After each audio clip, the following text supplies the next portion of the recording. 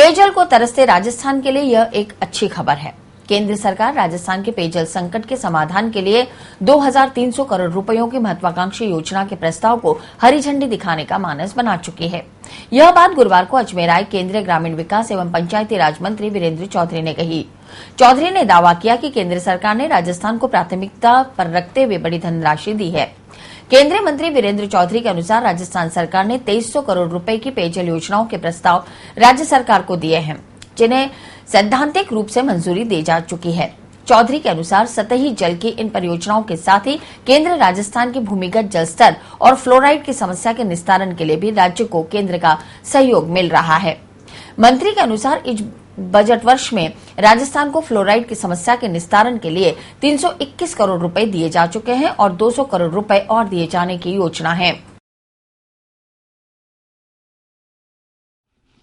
देखिए,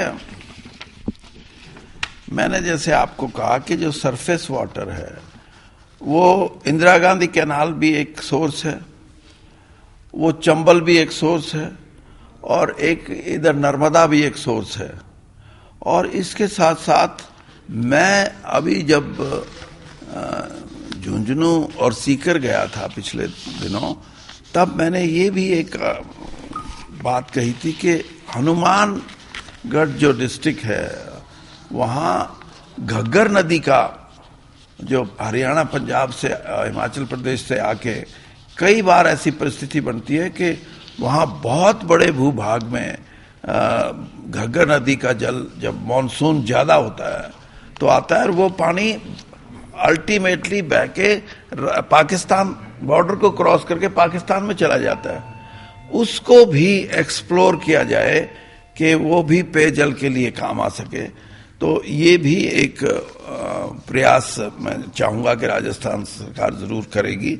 और जैसे आपने अजमेर के लिए कहा, मैंने बता दिया कि प्राथमिकता के आधार पे राजस्थान सरकार अगर अजमेर के लिए भी कोई सरफेस वाटर का प्रोजेक्ट लेके आती है और उसमें भी फंडिंग की, अगर विदेशी फंड्स की, एक्सटर्नल फंडिंग की जरूरत पड़ेगी, उसमें भी हम प्राथमिकता से मदद करेंगे।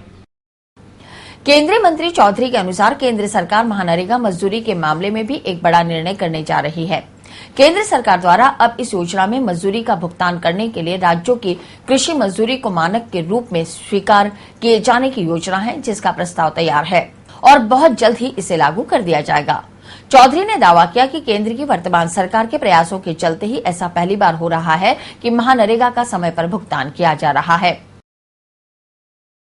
इस साल हमारा जो लक्ष्य है वो 230 करोड़ परसेंटेज का है और कल नहीं 19 तारीख तक, 19/1 तक हमने ये संख्या अब 162 करोड़ पहुंचा दी है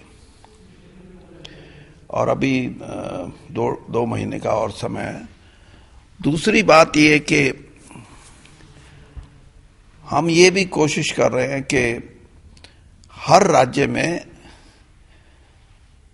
जो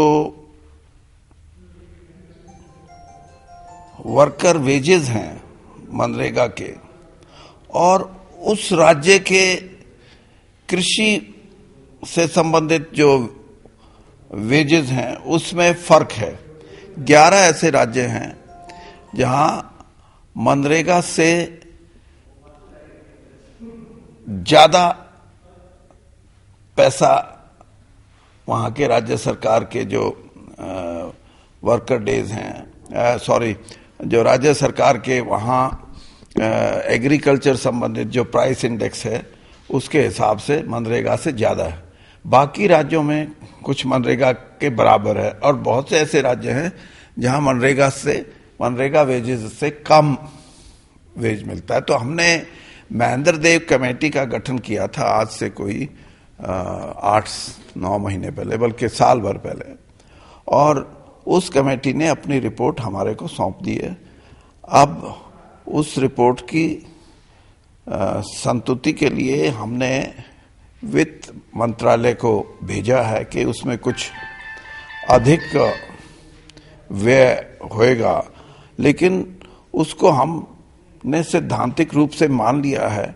और अब ये फॉर्मूला बन गया कि जिस राज्य में एग्रीकल्चर वेजेस उस राज्य के हैं वो ही मनरेगा का मापदंड होगा, और उसी के आधार पे उस राज्य के एग्रीकल्चर वेजेस एक्ट के आधार वेजेस की जो स्तर है उसी आधार पे मनरेगा के वर्कर की पेमेंट होगी। ये एक फैसला है जिससे जो एक अनोमली थी, एक ऐसी परिस्थिति बन गई थी जिसमें ये बात सामने आती थी कि कहीं बहुत ज्यादा पैसा मिलता है वहां मनरेगा के लिए लोग आगे नहीं आते, कहीं पे पैसा कम मिलता है वहां नहीं आगे आते। तो अब इसमें देश भर में जिस राज्य में जो भी आधार है खेती के वर्कर का, वही आधार मनरेगा वर्कर का होगा। तो एक तो ये हमने किया है। दूसरा, जैसे मैंने बताया कि पिछले 2 साल पहले ऐसी परिस्थिति बनी थी, लेकिन अब मनरेगा में लोगों का रुझान पूरे तौर पे हुआ है। और आप ये मान के चलें कि अब की बार जो बजट का प्रावधान हमने किया था 40,000 करोड़ का, उसमें से 34,000 करोड़ से ज्यादा रुपया हम रिलीज कर चुके हैं राज्यों को। पहले ये भी था कि भुगतान में देरी होती है, वो भी परिस्थिति अब नहीं रही।